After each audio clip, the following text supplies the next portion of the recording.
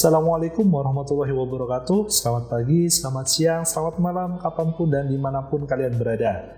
Nah, berjumpa lagi di mata kuliah Electronic Government ya teman-teman ya. Yang akan kita bahas hari ini adalah mengenai elemen sukses pengembangan elektronik e-government ya. Oke, langsung aja kita mulai. Nah ini ya, jadi elemen sukses pengembangan e-gov. Jadi menurut hasil kajian dan riset dari Harvard GfK School of Government ya, untuk menerapkan konsep-konsep digitalisasi pada sektor publik itu ada 3 elemen sukses teman-teman ya. Nah, yang harus diperhatikan sungguh-sungguh. Nah, apa saja sih elemen-elemen itu? Elemen-elemen itu adalah support, capacity, and value gitu ya. Jadi ada 3 ini ya teman-teman ya. Ada support, ada capacity, dan ada value. Nah, ini akan kita bahas satu persatu.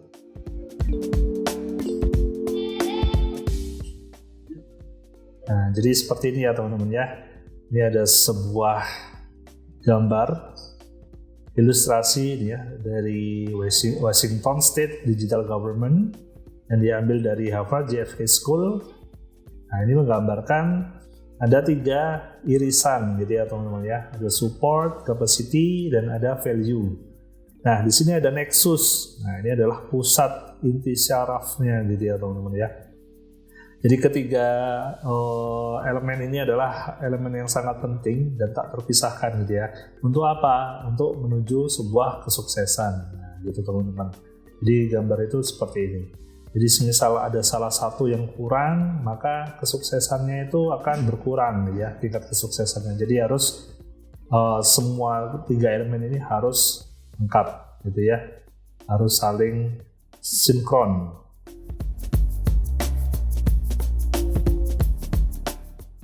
Nah, kita mulai dari yang support dulu ya teman-teman ya. Jadi support ini adalah elemen pertama dan paling krusial gitu ya, yang harus dimiliki oleh pemerintah, yaitu keinginan dari berbagai kalangan pejabat publik dan politik untuk benar-benar menerapkan konsep e-government. Jadi istilah di sini adalah politic will gitu ya teman-teman ya. Jadi ini bukan hanya sekedar mengikuti tren gitu ya. Jadi memang benar-benar inisiatif dari pihak pemerintahan sendiri yang berkaitan untuk menerapkan prinsip-prinsip elektronik government gitu ya teman-teman ya. Terus kemudian budaya birokrasi itu cenderung bekerja berdasarkan model manajemen top down ya. Jadi atas bawah gitu ya, urutannya dari atas ke bawah. Maka jelas ya, dukungan implementasi itu dimulai dari pimpinan pemerintahan gitu ya teman-teman ya, yang berada pada level tertinggi. Di presiden dan para pembantunya atau menteri gitu ya, sebelum merambat ke level-level di bawahnya, eselon 1, 2, 3 dan seterusnya gitu ya. Jadi support gitu ya harus melalui dukungan dari para pimpinan pemerintahan gitu ya teman-teman ya.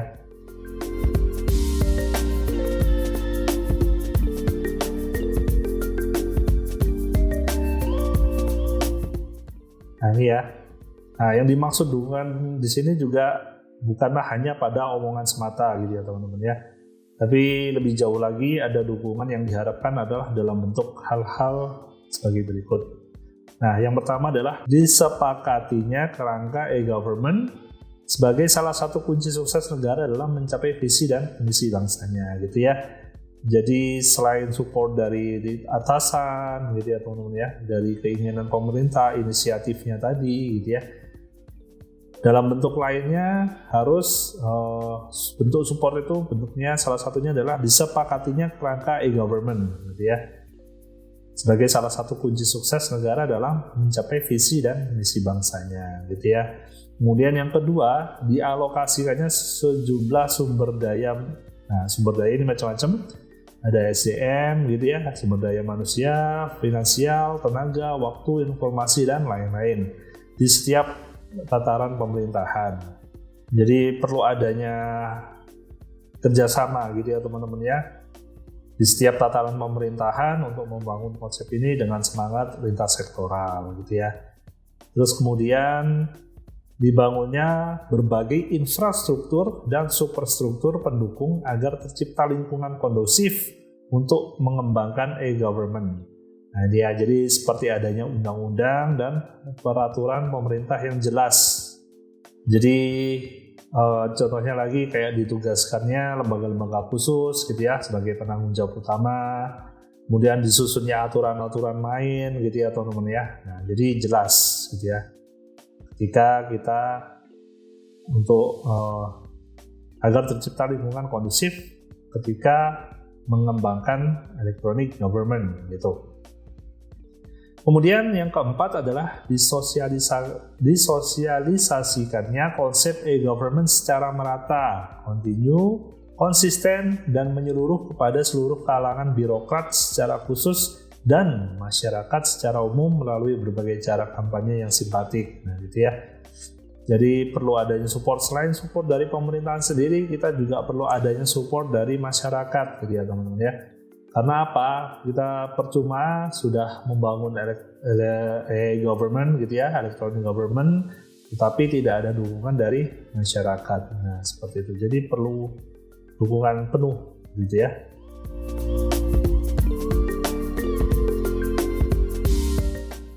Nah, selanjutnya elemen sukses yang kedua adalah capacity ya.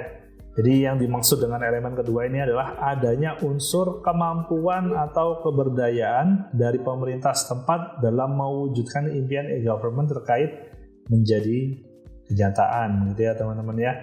Jadi kemampuan untuk mewujudkan impian e-government menjadi kenyataan. Nah, jadi ada 3 hal minimum yang paling tidak harus dimiliki oleh pemerintah sehubungan dengan elemen ini gitu ya. Yang pertama adalah adanya ketersediaan sumber daya yang cukup. Nah, ya.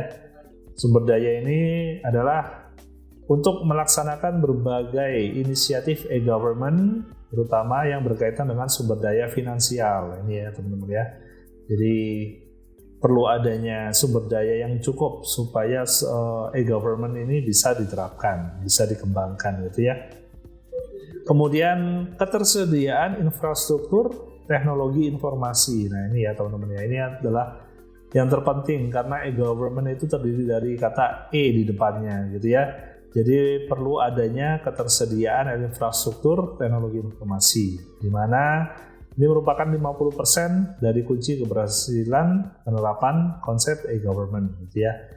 Dan yang ketiga adalah ketersediaan sumber daya manusia, di mana memiliki kompetensi dan keahlian yang dibutuhkan agar penerapan e-government dapat sesuai dengan asas manfaat yang diharapkan. Nah, jadi ada sumber daya gitu ya, khususnya berkaitan dengan finansial, kemudian ada infrastruktur teknologi informasi, dan ada SDM sendiri yang bisa ini ya menjadi pendukung saat proses penerapan e-government. Nah, ini ya teman-teman ya. Jadi 3 hal yang harus dimiliki pemerintah sehubungan dengan elemen capacity ini ya teman-teman ya. Seperti itu. Nah, ini ya. Jadi perlu diperhatikan di sini bahwa ketiadaan satu atau lebih elemen persyarat tersebut janganlah dijadikan alasan tertundanya sebuah pemerintah tertentu dalam usaha untuk menerapkan e-government gitu ya. Karena memang terlebih karena banyak fasilitas dari sumber daya krusial yang berada di luar jangkauan pemerintah gitu ya teman-teman ya. Semisal seperti SDM gitu ya, kalau semisal di kelurahan atau mungkin di kecamatan atau mungkin di wilayah kota gitu ya teman-teman ya. SDM kalau kita lihat mungkin banyak sekali pegawai-pegawai yang mungkin literasi digitalnya masih rendah gitu ya. Jadi jangan kemudian dijadikan alasan untuk penerapan e-government-nya kemudian ditunda gitu ya. Jadi pemerintah justru harus mencari cara yang efektif gitu ya, agar dalam waktu cepat dapat memiliki ketiga prasyarat tersebut. Nah, misalnya contoh kerjasama gitu ya teman-teman ya, usaha-usaha kerjasama dengan swasta, bermitra dengan pemerintah daerah atau negara tetangga gitu ya. Nah, merekrut SDM terbaik dari sektor non-publik, kemudian mengalihdayakan outsourcing sebagai berbagai teknologi yang tidak dimiliki ya, gitu ya. Jadi apapun itu kekurangannya, kita bisa memanfaatkan kerjasama gitu ya teman-teman ya. Nah, seperti yang udah kita pelajari kemarin pada tipe-tipe relasi e-government gitu ya.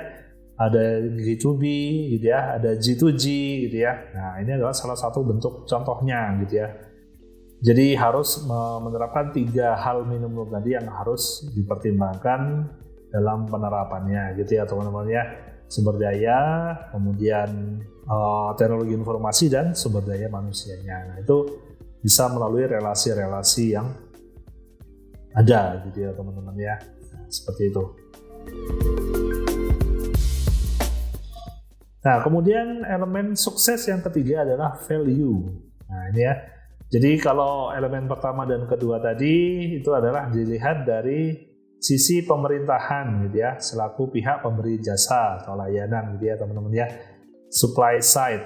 Nah, berbagai inisiatif e-government itu tidak ada gunanya jika tidak ada pihak yang merasa diuntungkan dengan adanya implementasi e-government tersebut gitu ya teman-teman ya. Dan yang menentukan besar tidaknya manfaat yang diperoleh dengan adanya e-government itu bukan kalangan pemerintah sendiri, nah melainkan masyarakat dan mereka yang berkepentingan atau demand side ya. Seperti yang udah saya jelaskan tadi, jadi percuma sekarang yang support tadi ya teman-teman ya. Jadi percuma sekarang pemerintah sudah membangun aplikasi gitu ya teman-teman ya. Namun di sini masyarakat tidak merasakan adanya value gitu ya, tidak merasakan adanya manfaat ketika e-government ini diterapkan. Nah, itu juga nggak boleh ya teman-teman ya. Jadi di sini pemerintah juga harus benar-benar teliti gitu ya dalam memilih prioritas jenis aplikasi e-government apa sajakah yang harus didahulukan pembangunannya gitu ya. Agar apa? Agar memberikan value atau manfaat yang secara signifikan dirasakan oleh masyarakatnya. Jadi harus mengerti gitu ya teman-teman ya, apa yang harus dibutuhkan masyarakat. Jadi nggak tiba-tiba buat gitu ya teman-teman ya, kita tanpa pemerintah, tanpa melihat apa sih yang dibutuhkan masyarakatnya, kemudian buat udah habis biaya yang sangat besar gitu ya, proyek-proyek seperti ini. Tapi ternyata saat penerapannya di masyarakat tidak merasakan adanya keuntungan gitu ya, malah ditinggalkan, bahkan tidak digunakan, dan masyarakat tetap melakukan pelayanan secara konvensional gitu ya teman-teman ya, lebih memilih yang konvensional. Jadi itu adalah hal yang berarti tidak memiliki value gitu ya. Jadi pemerintah harus memilih mana yang menjadi prioritas, mana yang bermanfaat gitu ya, jadi masyarakat gitu. Jadi based on society gitu ya teman-teman ya. Nah, jadi salah ya, kalau sampai salah pemerintahnya dalam mengerti apa yang dibutuhkan masyarakat, justru akan mendatangkan bumerang gitu ya bagi pemerintah yang akan semakin mempersulit meneruskan usaha mengembangkan konsep e-government gitu ya teman-teman ya. Karena ini memang butuh finansial atau biaya yang cukup besar, sumber daya yang juga susah mencarinya gitu ya teman-teman ya. Hanya orang-orang yang kompeten gitu ya, programmer yang kompeten seperti itu. Nah, itu juga nggak mudah. Jadi kalau sampai salah, maka kerugiannya juga akan semakin besar gitu ya teman-teman ya. Nah, jadi perpaduan antara ketiga elemen yang terpenting tadi di atas ya, yang udah kita jelaskan tadi, itu membentuk sebuah nexus atau pusat syaraf jaringan e-government gitu ya, yang akan menjadi kunci sukses utama penjamin keberhasilan gitu ya teman-teman ya. Jadi dengan kata lain, ini penulis gitu ya, pengalaman Profesor Eko Indrajit memperlihatkan bahwa jika elemen yang menjadi fokus sebuah pemerintahan yang berusaha menerapkan konsep e-government berada di luar area tersebut gitu ya, alias atau salah satu dari 3 komponen elemen sukses tadi ada yang kurang gitu ya, maka probabilitas kegagalan proyek tersebut juga akan tinggi gitu ya teman-teman ya. Jadi 3 elemen tadi gitu ya, support, capacity, and value-nya itu semua harus terpenuhi gitu ya teman-teman ya, sehingga membentuk sebuah pusat syaraf jaringan e-government gitu ya. Jika salah satu hilang, maka akan lumpuh gitu ya teman-teman ya. Nah, jadi seperti itu. Oke, terima kasih banyak atas perhatiannya. Jika kalian ada pertanyaan, kalian bisa tanyakan di kolom komentar. Jika saya ada salah, mohon koreksinya. Terima kasih banyak. Saya tutup. Assalamualaikum warahmatullahi wabarakatuh.